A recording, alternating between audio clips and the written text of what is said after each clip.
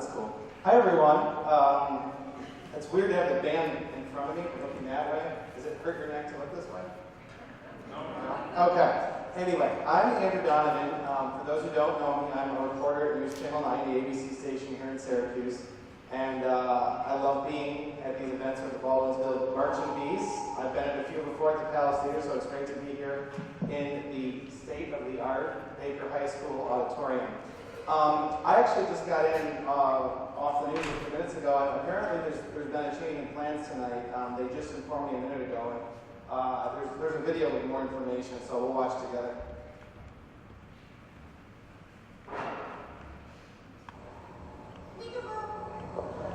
Hi, Baldwinsville Bees Band. You guys are so great, and my friend is taking me away, and I'm in the wrong car, so I don't even know how I'm going to work this all out, but I'm very sorry. I planned on being there with all of you, and I wish I could be next time, and I'm not there. However, I say hello, I wish you the best, I love you, God bless you, please forgive me, I'm so sorry to work out. I promise you I planned on being there. So, I hope you have a great time. And maybe next time?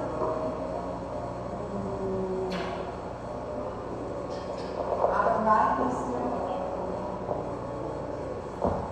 1.21 gigawatts. How could I be lost in a time continuum where I can't find Marty and Jennifer? Grace, God, what are all you people doing here? I was supposed to get Marty and Jennifer and bring them to you guys in Baldwinsville. That's where we are, right? What? Grace, God, this is a problem. I am so sorry. They took the car and went up to the lake house, and I told Michael they had to be back in time. And I can't believe Claudia's not here. I was in the future, and I saw this old gentleman I met, and his name was Casey. Long gray beard like Santa Claus. And I said to myself, who? What? How? And he said, I've got something for you.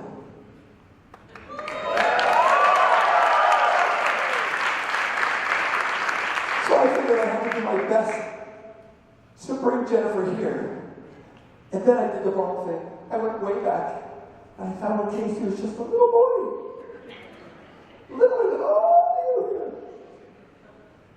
Oh, what a troublemaker he was.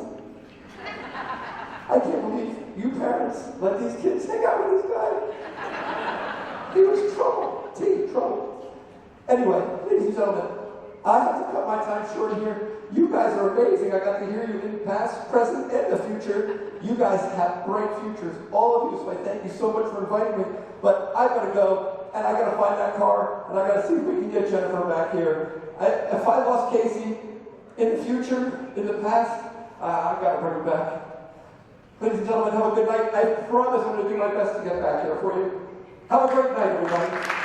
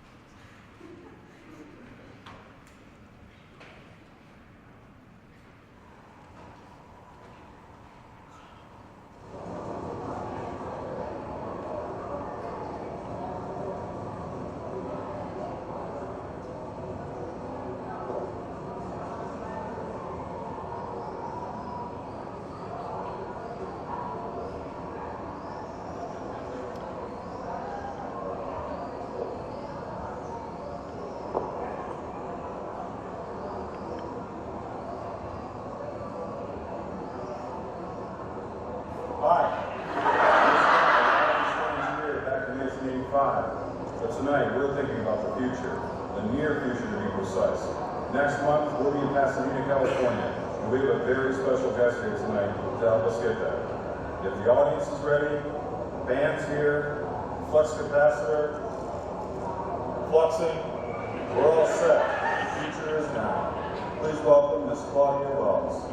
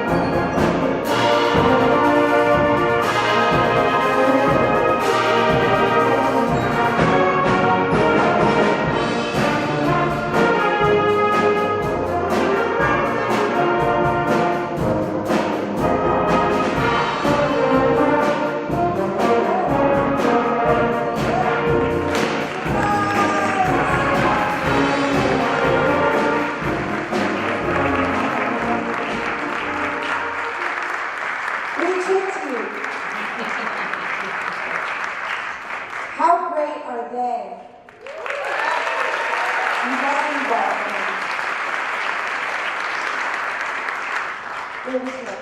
Wherever you want to sit, it's up to you. You're the guest of Central New York. How about right here? Okay. I thought you weren't here. How'd you pull that off? We thought it would be funny to surprise you and play a little trick on you. Does it hurt to go through the DeLorean? I know they mentioned the land is a little rough, but does that bother you a little bit? It's okay, it just gets really cold on the outside, so you have to be careful not to touch it because of the whole continuum. You know, our cars in Syracuse are like that all year long, so that's not too different here. But, the band's leaving us. You just turn it around. You guys are so mind-bogglingly extraordinary. I was backstage just dancing to the music. I can't even get over how incredible you are. I had absolutely no idea what to imagine, and I couldn't have imagined you being as good as you are.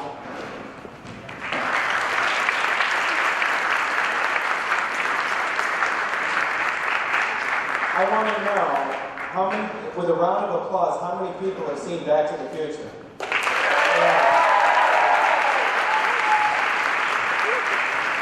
You know, for news stories, I get to do a lot of research. So I researched this last night by watching Back to the Future. $3.99 on YouTube now. Oh, you're kidding? No, yeah, you got to pay for it. There's Visuals. no free streaming. $3.99 on YouTube. So I purchased it. But so let's start talking a little bit here. Okay. I guess my first question is, how the heck did you end up in Baldwinsville tonight? Well, Casey really loves you guys. He puts his heart and soul into everything. And I happen to be doing a car show in Connecticut. It's the only free days I have in my schedule, literally. I'm going from event to event to event. And Eric Sellin, who owns the DeLorean, Doc Brown back there, asked me if I would do this. And it was no hesitation, absolutely yes. My pleasure, my honor. Thank you, I'm happy to.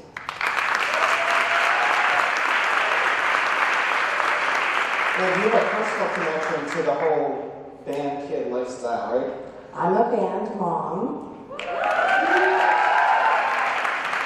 My son was in band at Notre Dame High School at Sherman Oaks. He played sax. Oh, you got some sax players out there. He also won in the first year Most Improved. Because he didn't know anything at the beginning.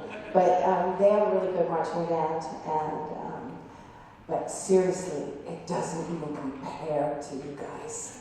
I've been to their rehearsals, and that's kind of what I was expecting. This is like the Philharmonic. It is.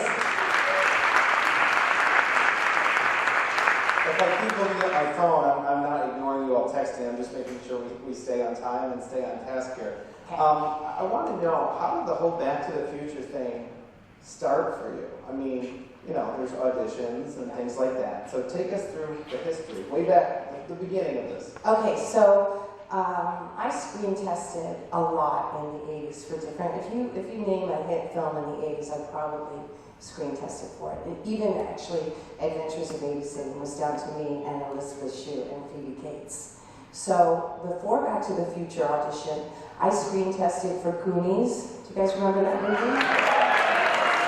That was between me and the girl who got it. I screen tested for Young Sherlock Holmes. That was between me and the girl who got it. Gremlins, the starring role, between me and the girl who got it.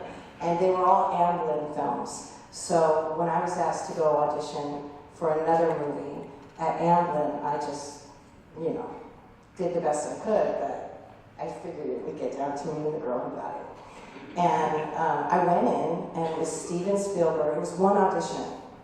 So it was Steven Spielberg, Bob Zemeckis, who directed it, Bob Gale, the writer-producer, Neil Canton, the producer. It was the casting directors, and there was a guy with a tripod and a film camera. And when I walked in the scene, the audition scene was the car scene with Lorraine and Marty, when she's drinking and smoking in the Enchantment Under the Sea dance. Were those real cigarettes? Well, you would know from... Actually, Have you ever heard that scene? I wasn't. You were in the scene, but did you watch the scene? I watched the scene. Okay. I didn't watch it being filmed, though. Okay, gotcha. But a lot of times when it's a cigarette, it's actually like a clove cigarette, Right. or different kind of herbs. They're pretty careful about that, but I don't know if Leah actually smoked at the time or not. It might have been no. And so Steven Spielberg, the first thing he did was he kicked out the cameraman. He said, I can't be in a room with someone else behind the camera, so you out. And the guy was like, really? And he goes, I'm very serious, get out. So this poor cameraman had to leave. And I was auditioning with a guy who was on his 11th callback for Marty. And they ended up making him the drummer in the band scene that I did. And we did that scene again and again, and Steven had us go outside, and he wanted it like radio, just fast, line after line. And he was asking me all of these personal questions. And I kept saying to him, you cannot tell my mom. If I tell you the answer to this, you can't tell my mom. You want to know if I smoked, you want to know if I was dating, you want to know all these personal things. So basically I was there about 2 hours, 2.5 hours, and it was all Steven Spielberg talking to me. Nobody else said anything. And when I originally walked in, I was like, hey, it's me again. And then it was fun, I had a terrific time. I didn't think about it again. And 3 weeks later, I got a call that I got the part. And I didn't even know what the script was. I didn't even know really anything other than I'm the girlfriend, because I wasn't allowed to read the script. And then actually when I got the script, I had to sign a waiver saying I wouldn't share the story with anybody, including my family members. So I couldn't tell my sister, I couldn't tell anyone. And they said that they put a very special film on everyone's script, and it was numbered. So if we Xeroxed it, they would get a message, and some weird color would come up, and they'd know who Xeroxed it and who was cheating. So I did a Q&A with Bob Gale maybe a year or two ago, and I mentioned that, and he looked at me and goes, you believe that? I was like, yes, until now. What was it like to sit across from Steven Spielberg? Obviously you went on to work with him for the movie, but as a young actress who came second to a lot of people and had been probably before and before, but to be 2 hours with him, wow. Yeah, it was at least 2 hours. It's the only time I've ever spoken to him or seen him. Let's just start with that. Wow. I've never seen him again since. But his executive assistant would call me every year for decades. We just want to make sure that we're up to date on your phone number and your address. He was wearing a cap, and he was very down to earth and very low-key and easygoing. He was funny. At the end of it, he said, oh, I'm so sorry, the camera's been rolling this whole time. And I'm like, you cannot show that to anybody.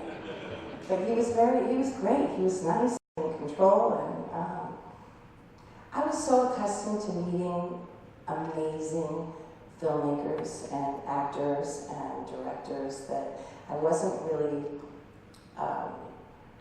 taken aback by him. I was just getting known as a person, and I had so much fun. I think we have a clip of the movie to show, and Okay. we'll talk from there. So let's roll a clip from Back to the Future. You're going to get a chance to play as Marty. Marty, one rejection is the end of the world. Man, I just don't think I'm cut out for music. But you're good, Marty. You're really good. And this audition tape of yours is great. You've got to send it into the record company. It's like Doc Yeah, said. no. If you put your mind to it, you can accomplish anything. That's good advice, Marty. All right, okay, Jennifer. What if I send them the tape and they don't like it? I mean, what if they say I'm no good? What if they say, get out of here, kid, you got no future? I mean, I just don't think I can take that kind of rejection. Jesus, I'm trying to sell my own man. Come on, it's not that bad. At least he's letting go of the car tomorrow. Check out that 4x4. That is hot. Someday, Jeff. Someday. Wouldn't it be great? Take that truck up to the lake, throw a couple of sleeping bags in the back, lie underneath the stars. Stop it. What? Does your mom know about tomorrow night? Ah, get out of town. My mom thinks I'm going camping with the guys. Well, Jennifer, my mother would freak out if she knew I was going up there with you, and I get the standard lecture about how she never did that kind of stuff when she was a kid. I mean, look, I think the woman was born done. She's just trying to keep you respectable. She's not doing a very good job. Terrible. Save the clock tower! Save the clock tower! Mayor Wilson is sponsoring an initiative to replace that clock. 30 years ago, lightning struck that clock tower, and the clock hasn't run since. We at the Hill Valley Preservation Society think it should be preserved exactly the way it is, as part of our history and heritage. Oh, in this corner. Thank you. Don't forget to take a flyer. Save the clock tower! Where were we? Right about here. It's my dad. I've got to go. I'll call you tonight. I'll be my grandma. Here, let me give you the number.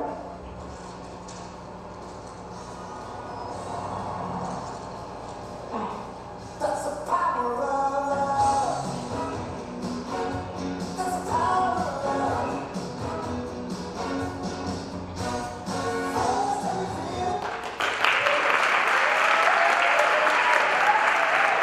Is that really your handwriting? Yes, it's Is my it? handwriting. Oh, wow. And I sign clock tower flyers at shows all over the world, and it's one of my favorite things to do. I've got the blue clock tower flyer, and I sign the back. It always looks exactly the same. I am not an entertainment reporter, but I'm sure people want me to ask you what it's like to kiss Michael J. Fox. Okay, so lovely. But he misses most of the time. He hits my neck. Something always interrupts. I've never seen this so close, ever. I never noticed there's a kid in the background who trips with his dad. I'm watching it going, I'm seeing all these things I never even noticed it in the scene. I never noticed the Zales advertisement. There's an ad for Zales, the jewelry company. Oh, yes there is. Yeah, I saw that. Yeah, it's close.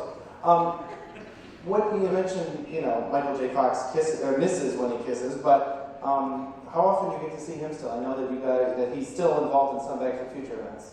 I see him when we do shows. So I saw him in London when there was a whole cast reunion, and he was awesome. It was literally, it's the first time I'd seen him in years, and it was like no time had gone by.